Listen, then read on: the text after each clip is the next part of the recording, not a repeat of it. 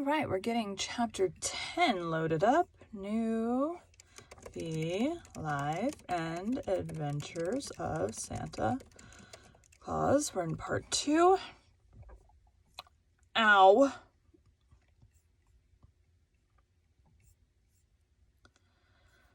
Okay, get a drink.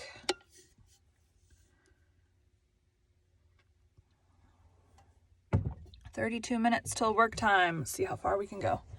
I'm playing with the distance of my computer so that I can see it. I mean, ideally, I could have it... Here, let me move it. Ideally, I could completely see it. That's a pretty good place for it. Okay. But unfortunately, I have to be able to see other things too.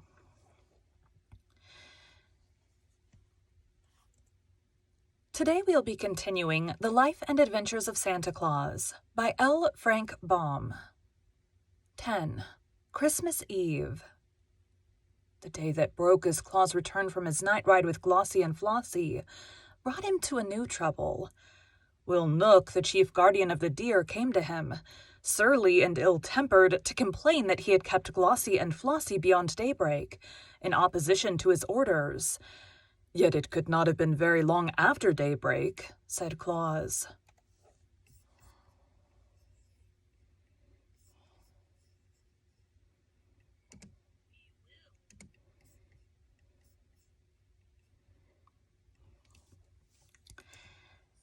"It was 1 minute after," answered Will Nook, "and that is as bad as 1 hour. I shall set the stinging gnats on Glossie and Flossie, and they will thus suffer terribly for their disobedience."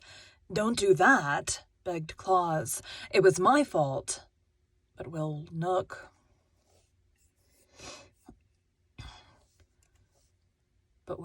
would listen to no excuses, and went away grumbling and growling in his ill-natured way.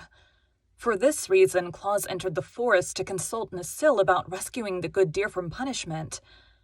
To his delight, he found his old friend, the master woodsman, seated in the circle of nymphs. Ak listened to the story of the night journey to the children, and of the great assistance the deer had been to Claus by drawing his sledge over the frozen snow. "I do not wish my friends to be punished if I can save them," said the toy-maker, when he had finished the relation. "They were only 1 minute late, and they ran swifter than a bird flies to get home before daybreak." Ak stroked his beard thoughtfully a moment, and then sent for the Prince of the Nooks, who ruled all his people in Burzee, and also for the Queen of the Fairies and the Prince of the Reals. When all had assembled, Claus told his story again at Ak's command, and then the master addressed the Prince of the Nooks, saying, The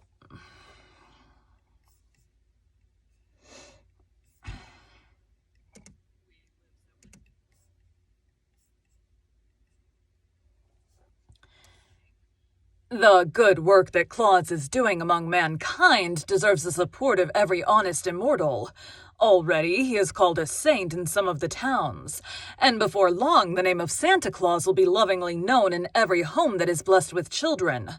Moreover, he is a son of our forest, so we owe him our encouragement. You, ruler of the Nooks, have known him these many years.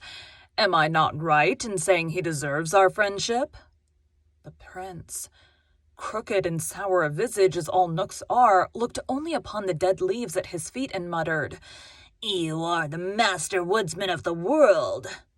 Ak smiled, but he continued in soft tones, "It seems that the deer which are guarded by your people can be of great assistance to Claus, and as they seem willing to draw his sledge, I beg that you will permit him to use their services whenever he pleases."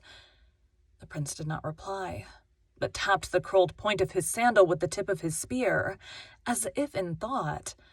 Then the fairy queen spoke to him in this way, "If you consent to Ak's request, I will see that no harm comes to your deer while they are away from the forest."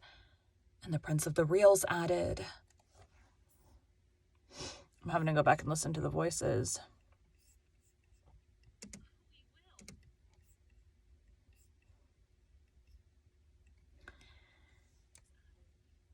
For my part, I will allow to every deer that assists Claus the privilege of eating my casa plants, which give strength, and my grawl plants, which give fleetness of foot, and my marbin plants, which give long life."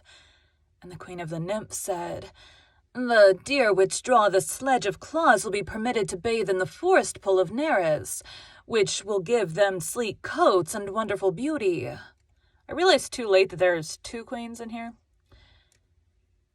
The Prince of the Knooks, hearing these promises, shifted uneasily on his seat, for in his heart he hated to refuse a request of his fellow immortals, although they were asking an unusual favor at his hands, and the Knooks are unaccustomed to granting favors of any kind. Finally he turned to his servants and said, "Call Will Knook." When surly Will came and heard the demands of the immortals, he protested loudly against granting them. "Deer are deer," said he, "and nothing but deer. Were they horses, it would be right to harness them like horses. But no one harnesses deer because they are free, wild creatures, owing no service of any sort to mankind. It would degrade my deer to labor for Claus, who is only a man in spite of the friendship lavished on him by the immortals." "You have heard," said the prince to Ak. "There is truth in what Will says." "Call Glossy and Flossie," returned the master. The deer were brought to the conference, and Ak asked them if they objected to drawing the sledge for Claus.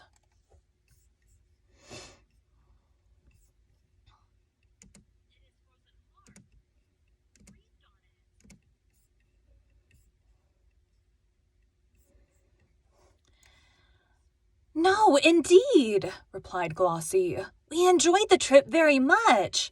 And we tried to get home by daybreak," added Flossie, "but were unfortunately a minute too late." "A minute lost at daybreak doesn't matter," said Ak. "You are forgiven for that delay." "Provided it does not happen again," said the Prince of the Knooks sternly.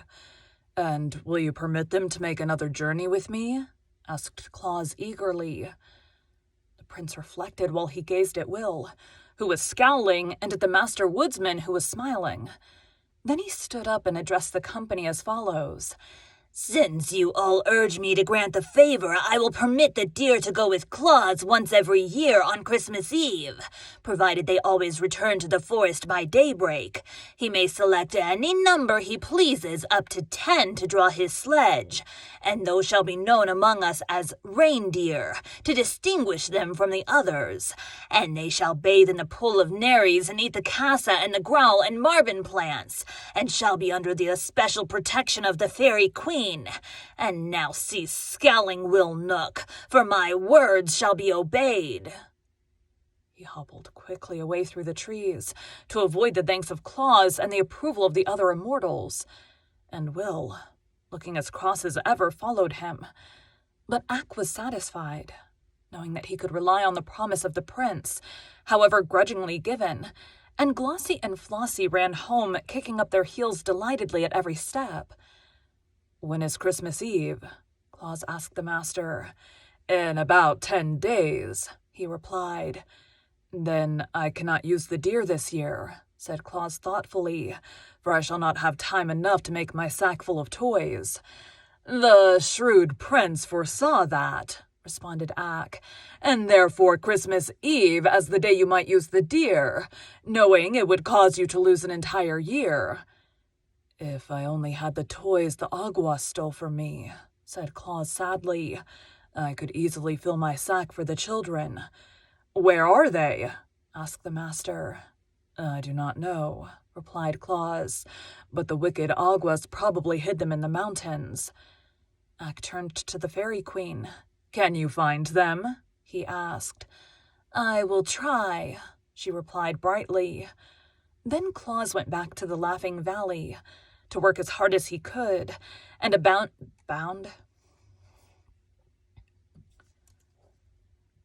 of fairies immediately flew to the mountain that had been haunted by the Aguas and began a search for the stolen toys.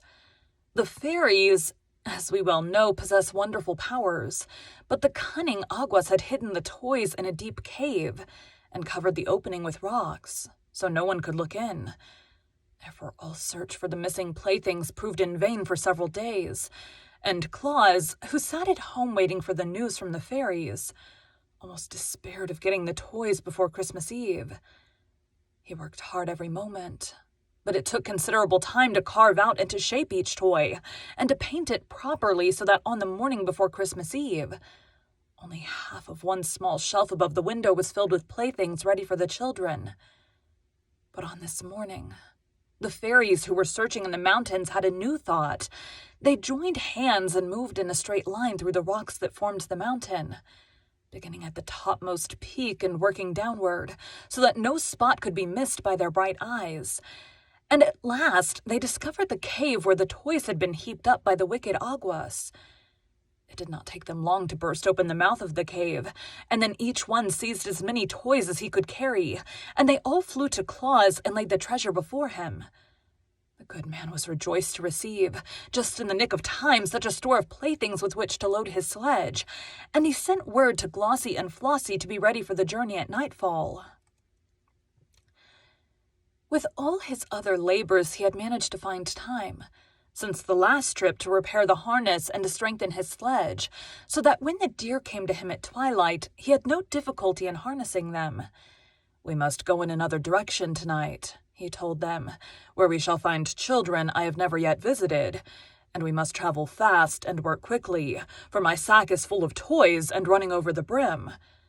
So just as the moon arose, they dashed out of the Laughing Valley and across the plain, and over the hills to the south. The air was sharp and frosty, and the starlight touched the snowflakes and made them glitter like countless diamonds. The reindeer leapt onward with strong, steady bounds. And Claus's heart was so light and merry that he laughed and sang while the wind whistled past his ears. "With a ho, ho, ho, and a ha, ha, ha, and a ho, ho, ha, ha, he. Now away we go o'er the frozen snow, as merry as we can be." Jack Frost heard him and came racing up with his nippers, but when he saw it was Claus, he laughed and turned away again. The mother owls heard him as he passed near a wood and stuck their heads out of the hollow places in the tree trunks. But when they saw who it was, they whispered to the owlets nestling near them that it was only Santa Claus, carrying toys to the children. It is strange how much those mother owls know. Claus stopped at some of the scattered farmhouses and climbed down the chimneys to leave presents for the babies. Soon after, he reached a village and worked merrily for an hour distributing playthings among the sleeping little ones. Then away again he went, singing his joyous carol, "Now away we go o'er the gleaming snow, while the deer run swift and free. For to girls and boys we carry the toys that will fill their hearts with glee." The deer liked the sound of his deep bass voice and kept time to the song with their hoofbeats on the hard snow. But soon they stopped at another chimney, and Santa Claus, with sparkling eyes and face brushed red for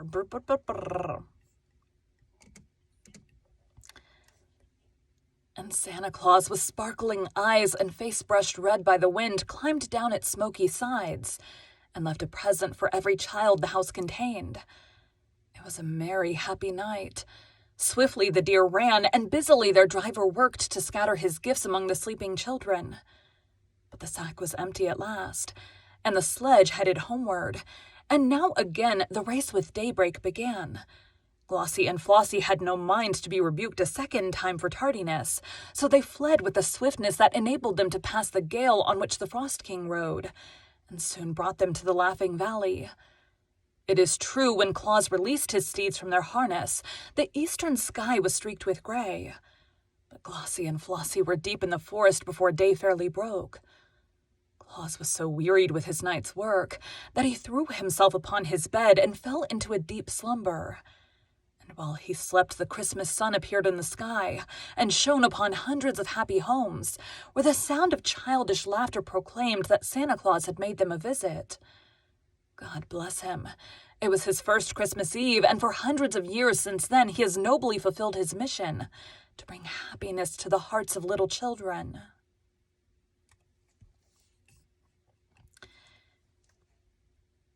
Thank you for joining Bite at a Time Books today, while we read a bite of one of your favorite classics.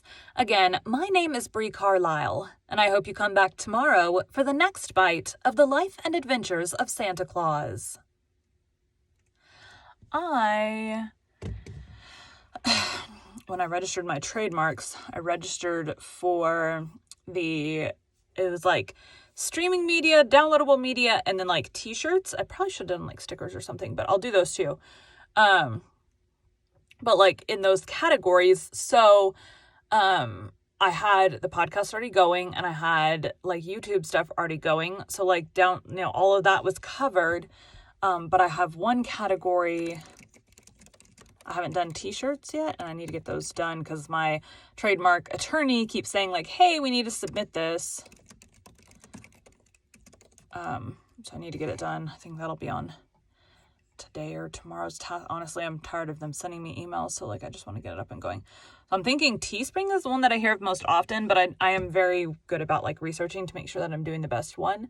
Because ideally, like I want to make the most money for it, and also I'd like it to be good quality shirts for a decent price. So like I need like the best of all the worlds. Thanks, guys.